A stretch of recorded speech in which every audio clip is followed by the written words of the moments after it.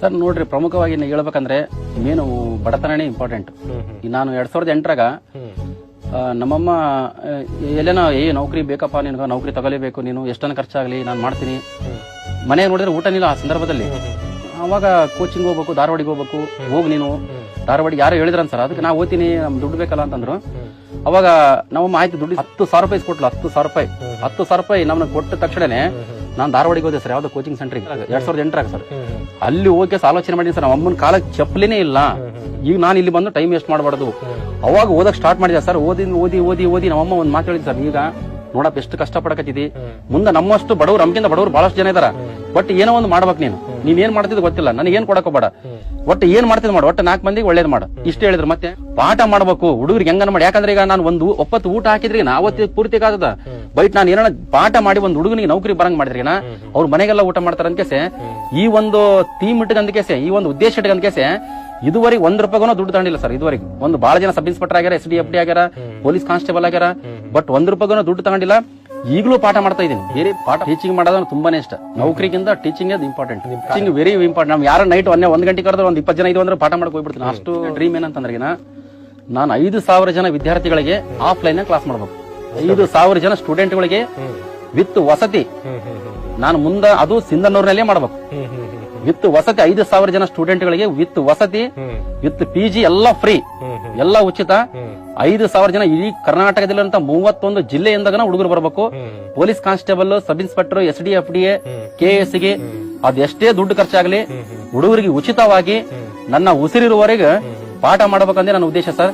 ಇದ್ರದ್ದು ಮುಖ್ಯ ಉದ್ದೇಶ ಏನಪ್ಪಾ ಅಂತಂದ್ರೆ ನಾನು ಸತ್ತ ಮೇಲೆ ಬಹಳಷ್ಟು ಜನ ಬರ್ಬೇಕು ನನ್ನ ಒಂದು ಮಣ್ಣಿಗೆ. ಅದೇ ಬಿಟ್ಟು ದುಡ್ಡು ಗಿಡ್ಡು ಏನ್ ಇಂಪಾರ್ಟೆಂಟ್ ಅಲ್ಲ. ನಾನುಗಿನ ಬೈ ಚಾನ್ಸ್ ಮುಂದೆ ಸತ್ ಮೇಲೆ ತುಂಬಾ ಜನ ಸ್ಮಶಾನದಲ್ಲಿ ಜಾಗ ಕಾಲೊಳಗೆ ಜಾಗ ಇರ್ಬೇಕು, ಸ್ಟೂಡೆಂಟ್ಗಳು ಇರ್ಬೇಕು. ಬರೇ ನಮ್ಮ ಆಸೆ ಏನಂತಂದ್ರೆ ನಮ್ಗೆ ಏನಿಲ್ಲ, ನಾವು ಸತ್ ಮೇಲೆ ಸ್ಮಶಾನದಲ್ಲಿ ಕಾಲಿಡಕ್ ಜಾಗ ಇರಬಾರ್ದು. ಜನ ಯಾರು ಸತ್ತಾರ ಅನ್ಕೇಸೆ ಮಾತಾಡ್ಕೇಬೇಕು. ಕಾಯಿಪಲ್ಲೆ ಮಾರಂತ ಬಸಮ್ಮನ ಮಗ ಸತ್ತಾನ ಅನ್ಕೇಸ್ ಹುಡುಗರು ಜನ ಹೇಳಿದ್ರಿಗಿನ ನಮ್ಮ ತಾಯಿಗೆ ಬಹಳ ಖುಷಿ ಆಗ್ಬೇಕು ಸರ್. ಆ ಸಂದರ್ಭದಲ್ಲಿ 2016 8 ಸಬ್ ಇನ್ಸ್ಪೆಕ್ಟರ್ 8 ಪ್ರಾಕ್ಟೀಸ್ ಮಾಡ್ಬೇಕು ಸರ್.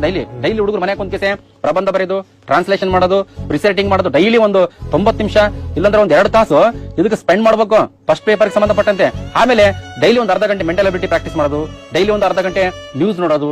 ಈ ಒಟ್ಟ ಚಟುವಟಿಕೆ ಬಹಳ ಅತ್ಯುತ್ತಮವಾಗಿರೋದು ಸರ್. ಬಹಳ ಸ್ಪಾಟ್ ಆಗಿ ಇಷ್ಟು ಗಂಟೆ ಅಂತಲ್ಲ. ಈಗ ಕೆಲವೊಬ್ರು 1 ತಾಸು ಓದಕ್ಕಾಗಲ್ಲ, ಡಿಪೆಂಡ್ ಅಪಾನ್ ಅವರು ಮೆಂಟಾಲಿಟಿ ಅಂದ್ರೆ ಸ್ಪೀಡ್ ಅಂತ ಅರ್ಥ. ಈಗ ಕೆಲವೊಬ್ರು 1 ತಾಸು ಓದ್ತಾರೆ, ನಿದ್ದೆ ಬಂದ್ಬಿಡ್ತದ. ಈಗ ನಾನು ಅಷ್ಟೇ ಸರ್. ಈಗ ಪುಸ್ತಕ ತಗೊಂಡು ಹಿಂಗ್ ಓದಕ್ ಸ್ಟಾರ್ಟ್ ಮಾಡಿದ್ರಿನ 1 ತಾಸು 2 ತಾಸು ನಿದ್ದೆ ಬರ್ತದೆ. ಅದಕ್ಕೆ ನಾವೇನ್ ಮಾಡ್ಬೇಕಂದ್ರೆ ಈ ಪುಸ್ತಕ ತಗೊಂಡ ಮೇಲೆ ನಮ್ಮ ಹತ್ರ ಒಂದು ನೋಟ್ಬುಕ್ ಇರಲೇಬೇಕು. ಈಗ ಎಕ್ಸಾಂಪಲ್ ಈಗ ನಾವು ಓದಕತ್ತೀವಿ, ಈಗ ನಮ್ಗೆ ಒಂದ್ ಯಾವ್ದೋ ಒಂದು ಪಾಠದಲ್ಲಿ ಒಂದು 10 ಲೈನ್ ಇದೆ. ಈ 10 ಲೈನ್ನಾಗ 6 ಲೈನ್ ನಮಗೆ ನೆನಪೈತೆ. ನೆನಪು ಯಾವ್ದೇ ಕಾರಣಕ್ಕೆ ನೆನಪೋಗಲ್ಲ. ಇನ್ನು 4 ಲೈನ್ ಮಾತ್ರ ನೆನಪಿಳಿವಲ್ಲ. ಆ 4 ಲೈನ್ ಏನ್ ಮಾಡ್ಕೋಬೇಕು, ಎಂಟ್ರಿ ಮಾಡ್ಕೋಬೇಕು.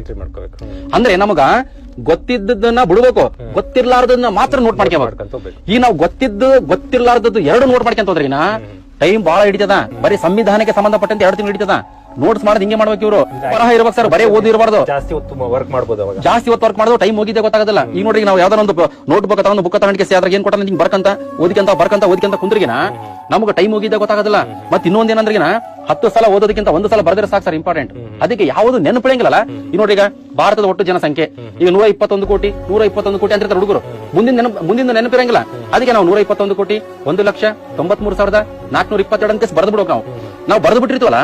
ನಮ್ಗೆ ಹೇಳಕ್ ಬಂದಿಲ್ಲ ಅಂದ್ರೆ ಪರವಾಗಿಲ್ಲ, ಆಪ್ಷನ್ಸ್ ನೋಡಿದ್ರೆ ಟಕ್ ಅಂತ ಇಮ್ಯಾಜಿನೇಷನ್ ಆಗಿಬಿಡ್ತದೆ. ಇಮೇಜ್ ಆಟೋಮೆಟಿಕ್ ನೆನಪು ಬಂದ್ಬಿಡ್ತದೆ ಅಂತ ಇಂಪಾರ್ಟೆಂಟ್. ಈ ಕರ್ನಾಟಕ ಒಟ್ಟು ಜನಸಂಖ್ಯೆ 6,11,30,704 ಅದು ನೆನಪಿರಂಗಿಲ್ಲ ಹುಡುಗರಿಗೆ. ಒಂದ್ಸಲ ಬರ್ದು ಬಿಟ್ರಿಗಿನ ಆಪ್ಷನ್ಸ್ ನೋಡಿದ್ರೆ ಆಟೋಮೆಟಿಕ್ ಆಗಿ ಗೊತ್ತಾಗ್ಬಿಡ್ತದೆ ಸರ್. ಇಂಪಾರ್ಟೆಂಟ್ ಬರೀಬೇಕು, ಇಂಪಾರ್ಟೆಂಟ್. ಓದೋದು ಬರೆಯೋದು ಮಾಡವಲ್ವೇ ಸುಮ್ಮನೆ ತುಂಬಾ ಮಲಗಿರ್ಬೇಕು, ಇಂಪಾರ್ಟೆಂಟ್. ಮತ್ತೆ ಎದ್ದ ತಕ್ಷಣ ಮತ್ತೆ ಓದೋ ಸ್ಟಾರ್ಟ್ ಮಾಡೋಕೆ ಇಂಪಾರ್ಟೆಂಟ್. ಇವ್ರು ಏನ್ ಮಾಡ್ಬಿಡ್ತಾರೆ ಅಂದ್ರೆ ಮಲ್ಕೊಂಡ್ರೆ ಮಲಗೇ ಬಿಡ್ತಾರೆ. ಇಂಪಾರ್ಟೆಂಟ್ ಬೆಳಿಗ್ಗೆ 4 ಗಂಟೆಗೆ ಎದ್ದೇಳ್ಬೇಕು, 5 ಗಂಟೆಗೆ ಎದ್ದೇಳ್ಬೇಕು. ಎದ್ದೇಳ್ತಾರೆ ಹುಡುಗರು. ಎದ್ದಕ್ಕೆ ಏನ್ ಮಾಡ್ತಾರೆ ಅಂತಂದ್ರೆ ಅದು ಕೌದಿ ಅಂತಾರೆ ನಮ್ ಕಡೆ. ಕೌದಿ ತುಂಬಾ 1 ಗಂಟೆಗೆ ಕುಂತಿರ್ತಾರೆ ಓದ್ಕೊಂಡು. ಇದು ಓದಂತ ರೀತಿನ ಎದ್ದಕ್ಕೆ ಅಲ್ಲು ಪಲ್ಲು ಎಲ್ಲ ಕರೆಕ್ಟಾಗಿ ಉಜ್ಜಿಗೆ ಫುಲ್ ಫ್ರೆಶ್ ಅಪ್ ಹಾಕಿಸೆ ಚಾಪೆ ಮೇಲೆ ಕುಂತು ಓದ್ಬೇಕು. ಮಸ್ತ್ ಅದು ಓದೋದು ಸ್ಕಿಲ್. ಇವ್ರು ಮಸ್ತ್ ಗಾದಿ ಮೇಲೆ ಈ ದೊಡ್ಡದು ಅಂತಾರ ಕಾಟ್ ಇರ್ತದೆ ಸರ್. ಕಾಟ್ ಇರ್ತದೆ, ಕಾಲ್ ಹಿಂಗ್ ಮಾಡಿರ್ತಾರ. ಈ ಕೆಲವೊಬ್ರು ಉಲ್ಟಾ ಕಣಿಕೆ ಕಾಲ್ ಹಿಂಗ್ ಅಳಾಡ್ಸಿ ಹಿಂಗ್ ನೋಡ್ತಿರ್ತಾರೆ. ಇನ್ನು ನಿದ್ದೆ ಬಂದೇ ಬಿಡ್ತದೆ. ಅಲ್ಲಿ ಉಜ್ಜಿ ಮುಖ ಈಗ ತಗೊಂಡ್ ಕೆಸೆ ನೀರು ಪಾರ ಕುಡಿದ ಕೆಸೆ. ಆ ಟೈಮಿಗೆ ನಾವು ಓದಿಕೆ ಅಂತ ಕುಂದ್ರಿಗಿನ ನಮ್ ಗುರುಗಳು ಹೇಳ್ತಿರ್ತಾರೆ, ಈಗ ಯಾರು ಎದ್ದು ಓದ್ತಾರಂದ್ರೆ ಮುಂದೆ ಆರಾಮ್ ಮಕ್ಕಂತಾರ. ಈಗ ಯಾರು ಆರಾಮ್ ಮಲ್ಕಂತಾರ ಅಂದ್ರಿಗಿನ ಮುಂದೆ ಜಂತಿ ಎಣಿಸ್ಬೇಕಾಗ್ತದ ಅಂತ ಹೇಳಿದ್ರು. ಜಂತಿ ಅಂದ್ರೆ ಒಂಥರ ಕಟ್ಟಿಗೆ, ಮುಂದೆ ಬಹಳ ಕಷ್ಟ ಪಡ್ಬೇಕಾಗ್ತದೆ ಸರ್. ಈಗ ಇದು 545 402 ಇದುವರೆಗೆ ಇತಿಹಾಸದಲ್ಲಿ ಇಲ್ಲ, ಯಾವತ್ತೂ ಇಲ್ಲ. ಇಷ್ಟು ಪೋಸ್ಟ್ ಸಬ್ ಇನ್ಸ್ಪೆಕ್ಟರ್ ಕರೆದದ್ದು ಇತಿಹಾಸದಲ್ಲಿ ಇದ್ರನ್ನ ಏನಾದ್ರು ಮಿಸ್ ಮಾಡ್ಕೊಂಡ್ರೆ ಇವರಷ್ಟು ದುರಾದೃಷ್ಟವಂತರು ಹುಡುಕಿದ್ರಿಗೂ ಸಿಗೋದಲ್ಲ ಅಂತ ಇಂಪಾರ್ಟೆಂಟ್. ಮತ್ತೆ ಎಕ್ಸಾಮ್ ಮಾತ್ರ ಬಹಳ ಸುಲಭ ಇದಾವ. ಪರ್ಫೆಕ್ಟ್ ಆಗಿ ಏನ್ ಮಾಡ್ಕೋಬೇಕ್ರಿ, ಅಪ್ಡೇಟ್ ಮಾಡ್ಕೋಬೇಕು. Update important. ಯಾವುದೇ ಈಗ ನಾನು ಓದೋ ಟೈಮಿಗೆ ನನಗೆ ಇನ್ನೊಬ್ಬರು ಒಂದೇ ಅದು ಓದ್ಬಾಡಲಿ, ಈ ಬುಕ್ ಓದು, ಇಲ್ಲಾಂದ್ರೆ ಅದು ಓದ್ಬಾಡ, ಇದು ಓದು ಹೇಳೋರು ಜಾಸ್ತಿ ಇರ್ತಾರ, ಬೋಧನೆ ಮಾಡೋರು ಜಾಸ್ತಿ ಇದಾರ. ಬಟ್ ಅವ್ರನ್ನ ಎಲ್ಲರ ಬಗ್ಗೆ ಕೇಳ್ಕೋಬೇಕು, ಯಾವ್ದು ಸ್ವೀಕಾರ ಮಾಡ್ಬೇಕು, ಯಾವ್ದು ಸ್ವೀಕಾರ ಮಾಡಬಾರ್ದು, ಅದ್ರ ತಕ್ಕಂತೆ ಏನ್ ಮಾಡ್ಕೊಳ್ರಿ, ಸ್ಟಡಿ ಮಾಡ್ಬೇಕು. ಒಂದು ಗೊತ್ತಿರಲಿ, ನಾವು ಸಬ್ ಇನ್ಸ್ಪೆಕ್ಟರ್ ಆಗ್ಬೇಕಂದ್ರೆ ಸೈನ್ಸ್ ಮತ್ತೆ ಮೆಂಟಲ್ ಎಬಿಲಿಟಿ ಅತ್ಯಂತ ಪ್ರಮುಖ. ಸೈನ್ಸ್ ಮತ್ತೆ ಮೆಂಟಲ್ ಎಬಿಲಿಟಿ ಯಾರೇ ಆಗಲಿ ಬುಕ್ ಹುಡುಗರು 90% ಹುಡುಗರು ಬರೇ ಇತಿಹಾಸ, ಇಲ್ಲಾಂದ್ರೆ ಸಂವಿಧಾನ, ಇಲ್ಲಾಂದ್ರೆ ಎಕನಾಮಿಕ್ಸ್, ಇಲ್ಲಾಂದ್ರೆ ಯಾವ್ದೋ ಜಿಯೋಗ್ರಫಿ, ಇವು 4 ಸಬ್ಜೆಕ್ಟ್. ಇನ್ನು 6 ಸಬ್ಜೆಕ್ಟ್ ಇದಾವ. ನೀತಿ ಶಿಕ್ಷಣ, ಕಂಪ್ಯೂಟರ್ ಬಗ್ಗೆ, ಪೊಲೀಸ್ ಇಲಾಖೆ ಬಗ್ಗೆ. ಪ್ರಮುಖವಾಗಿ ಸೈನ್ಸ್ ಬಹಳ ಇಂಪಾರ್ಟೆಂಟ್. ಸೈನ್ಸ್ ಇಲ್ಲಾಂದ್ರೆ ಮೆಂಟಲ್ ಎಬಿಲಿಟಿ ಬಹಳ ಇಂಪಾರ್ಟೆಂಟ್. ಇವೆಲ್ಲ ಪರ್ಫೆಕ್ಟ್ ಆಗಿರ್ಬೇಕು ಸರ್. ಕ್ವಶನ್ ಪೇಪರ್ಸ್ಗಳು, ಕೆಲವೊಂದು ಕ್ವಶನ್ ಪೇಪರ್ನಾಗ ಉತ್ತರಗಳು ರಾಂಗ್ ಇರ್ತಾವ. ಈಗ ನೋಡ್ರಿ ಎಕ್ಸಾಂಪಲ್, ಈಗ ಮೂಲಭೂತ ಹಕ್ಕುಗಳನ್ನು ಈ ಕೆಳಕಂಡ ಯಾವ ತುರ್ತು ಪರಿಸ್ಥಿತಿಯಲ್ಲಿ ರದ್ದುಪಡಿಸಬಹುದು ಅಂತ ಕ್ವಶನ್ ಬಂದಿದೆ ಸರ್. ಅಲ್ಲಿ ನಾನು ಕ್ವಶನ್ ಪೇಪರ್ ಯಾವ್ದೋ ಒಂದು ಬುಕ್ಲೆಟ್ ನೋಡಿದಾಗ ಅಲ್ಲಿ ಆಪ್ಷನ್ಸ್ ಏನಿದ್ದು, ರಾಷ್ಟ್ರೀಯ ತುರ್ತು ಪರಿಸ್ಥಿತಿ, ರಾಜ್ಯ ತುರ್ತು ಪರಿಸ್ಥಿತಿ, ಹಣಕಾಸಿನ ತುರ್ತು ಪರಿಸ್ಥಿತಿ, 4ನೇ ಆಪ್ಷನ್ಸ್ ಬೇರೆ ಎಲ್ಲ ಅಂತ ಕೊಟ್ಟಿದ್ದ. ಆದ್ರೆ ಮೂಲಭೂತ ಹಕ್ಕುಗಳನ್ನು ರಾಷ್ಟ್ರೀಯ ತುರ್ತು ಪರಿಸ್ಥಿತಿಯಲ್ಲಿ ಮಾತ್ರ ರದ್ದುಪಡಿಸ್ತಾರ. ರಾಜ್ಯ ತುರ್ತು ಪರಿಸ್ಥಿತಿ, ಹಣಕಾಸಿನ ತುರ್ತು ಪರಿಸ್ಥಿತಿ ಅಲ್ಲ, ಅಲ್ಲಿ ಮೇಲಿನ ಎಲ್ಲ ಅಂತ ಕೊಟ್ಟಿದ್ದ. ಇಂಥವ್ರ ನಾವು ಐಡೆಂಟಿಫೈ ಮಾಡ್ಕೇಸಿ ಅದಕ್ಕೆ ಸರಿಯಾದ ಉತ್ತರವನ್ನು ನಾವು ತಿಳ್ಕೋಬೇಕು. ಈಗ ನೋಡ್ರಿ ಸರ್, ಮಲಗಿರುವ ಬುದ್ಧನ ಪರ್ವತಗಳು ಯಾವ್ದೋ ಒಂದು ಬುಕ್ಲೆಟ್ನಾಗ ಶಿವಮೊಗ್ಗ ಅಂತ ಕೊಟ್ಟನ, ಅದು ನಮಗೆ 2014 ಕೇಳಿದ್ದ. ಅದು ನೋಡಿದ್ರೆ ಯಾದಗಿರಿ ಆಗಿದಾವ. ಇಂಪಾರ್ಟೆಂಟ್ ಅಂದ್ರೆ ಒಂದು ಪುಸ್ತಕದಲ್ಲಿ ಯಾವ ಮಿಸ್ಟೇಕ್ ಆಗಿರ್ತಾವ, ಪ್ರಿಂಟ್ ಮಿಸ್ಟೇಕ್ ಆಗಿರ್ತಾವ, ಅವ್ರನ್ನ ನಾವು ಸರಿಪಡಿಸಬೇಕು. ಇಂಪಾರ್ಟೆಂಟ್ ಸರಿಪಡಿಸ್ಕೊಂಡು ಅಪ್ಡೇಟ್ ಮಾಡ್ಕೊಂತ ಹೋದ್ರಿನ 100% 90+ ಮಾಡಬಹುದು ಸೆಕೆಂಡ್ ಪೇಪರ್, ಇದು 40+ ಮಾಡಬಹುದು. ಎಕ್ಸಾಮ್ ನಾಗ ಏನ್ ಕೇಳ್ತಾನಲ್ಲ ಅಷ್ಟು ಮಾತ್ರ ಓದ್ಬೇಕು. ನಾವು ಯಾವುದೇ ಕಾರಣಕ್ಕೆ ಬೆಳಗಾರದ ಓದಿದ್ರೆ ನಾವೇನು ಸಾಯಂಗಿಲ್ಲ. ನಾನು ಡೈಲಿ 1 ಗಂಟೆ 2 ಗಂಟೆ ನಾನು ಇದೇನೇ ಬರೋದಿಲ್ಲ. ನಾನು ಏನೋ ಒಂದು ಮಾಡ್ಬೇಕು, ಏನೋ ಒಂದು ಕಲಿಸಬೇಕು, ಹೊಸ ಸಂಶೋಧನೆ ಮಾಡ್ಬೇಕು. ಎದ್ರಾಗ ನಮ್ಮ ಸಿಟಿ ಸಂವಿಧಾನ ಆಗಲಿ, ಇತಿಹಾಸ ಆಗಲಿ, ಎಕನಾಮಿಕ್ಸ್ ಆಗಲಿ, ಜಿಯೋಗ್ರಫಿ ಆಗಲಿ, ಸೈನ್ಸ್ ಆಗಲಿ, ಪ್ರಚಲಿತ ಘಟನೆ ಆಗಲಿ, ಏನನ್ನ ಮಾಡ್ಬೇಕಂತ ನಾನು ನಿದ್ದೇನೆ ಬರ್ತಾ ಇಲ್ಲ. ಹುಡುಗರು ನೋಡಿದ್ರೆ 8 ಗಂಟೆ ಮಕ್ಕಂತಾವ, 9 ಗಂಟೆಗೆ ಮಕ್ಕಂತಾವ. 9 ಗಂಟೆ ಮಕ್ಕಂಡು ಮುಂಜಾನೆ 7 ಗಂಟೆಗೆ ಎದ್ದಳವ. ದೊಡ್ಡದು ಒಂಥರ ಹೈ ಲೆವೆಲ್. ಅವ್ರು ಇವರು ಮೈಸೂರು ಒಡೆಯವ್ರ ಫ್ಯಾಮಿಲಿ ಇರಂಗಿಲ್ಲ, ಆ ಟೈಪ್ ಮಾಡ್ತಾರೆ. ಮನೆ ನೋಡಿದ್ರೆ ಬಹಳ ಕಷ್ಟ ಐತೆ.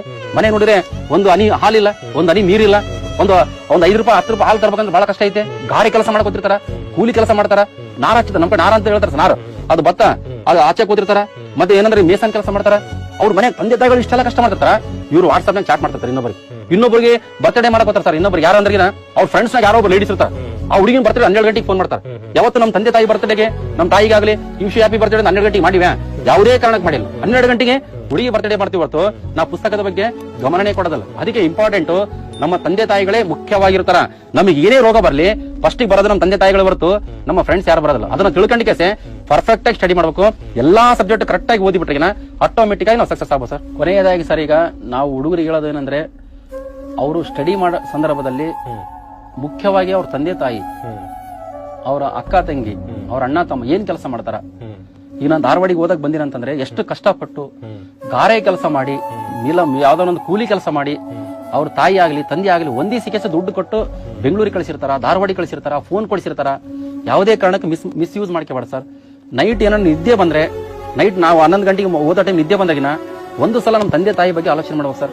ಎಷ್ಟು ಕಷ್ಟಪಡಕತ್ರ, ಪುಟ್ಟಿ ಹೊತ್ಕೊಂಡ್ಕೆಸೆ ತರಕಾರಿ ಮಾಡ್ತಿರ್ತಾರ, ಇಲ್ಲ ಗಾರೆ ಕೆಲಸ ಮಾಡ್ತಿರ್ತಾರ. ಹಿಂಗೇನ್ ನೆನಪಿಟ್ಟಿದಂದ್ರಿಗಿನ ಆಟೋಮೆಟಿಕ್ ಆಗಿ ನಮ್ ನಿದ್ದೆ ಗಿದ್ದೆ ಎಲ್ಲ ಹೋಗ್ಬಿಡ್ತಾರೆ ಸರ್. ಬರೀಬೇಕು, ಓದಬೇಕು. ಓದೋದು ಬರೆಯೋದ್ರಾಗ ಟೈಮ್ ಪಾಸ್ ಮಾಡ್ಲಿ, ಬರೀ ಯಾವ್ದೋ ಫಿಲ್ಮ್ ನೋಡೋದು, ಇನ್ನೊಬ್ಬರ ಬಗ್ಗೆ ಕೆಟ್ಟದಾಗಿ ಮಾತಾಡೋದು. ಇವು ಕೆಟ್ಟದಾಗಿ ಮಾತಾಡೋದ್ರಿಂದ ಏನ್ ಪ್ರಯೋಜನ ಇಲ್ಲ. ನಾನು ಎಷ್ಟೋ ನೋಡಿದೀನಿ, ಎಷ್ಟೋ ಜನ ಸತ್ರು. ವೈರಸ್ ಒಂದ್ ಕೇಸ, ಕರೋನಾ ವೈರಸ್ ಒಂದ್ ಒಬ್ರು ಇಲ್ಲ, ಕೋಟ್ಯಾನ್ಗಟ್ಲೆ ದುಡ್ಡಿದೆ. ಅಲ್ಲಿ ಮಣ್ಣು ಮಾಡಕ್ ಒಬ್ರು ಬರ್ತಾ ಇಲ್ಲ, ಒಂದ್ 5 ಜನ ಅಷ್ಟೇ ಬರ್ತಾ ಇದಾರೆ. ನಾವು ಸತ್ತ ಮೇಲೆ ಯಾರು ಏನು ಒಯ್ಯಂಗಿಲ್ಲ. ಇರತನ 4 ಮಂದಿ ಒಳ್ಳೇದ್ ಮಾಡೋದು, ಮತ್ತೆ ತಂದೆ ತಾಯಿನ ಚೆನ್ನಾಗಿ ನೋಡ್ಕೊಳ್ಳೋದು, ಅವ್ರವ್ರ ಸ್ಟೂಡೆಂಟ್ಗಳು ಅವ್ರವ್ರ ತಂದೆ ತಾಯಿಗಳ ಬಗ್ಗೆ ಆಲೋಚನೆ ಮಾಡೋದು, ಈ ಟೈಪ್ ಮಾಡಿಬಿಟ್ರೆ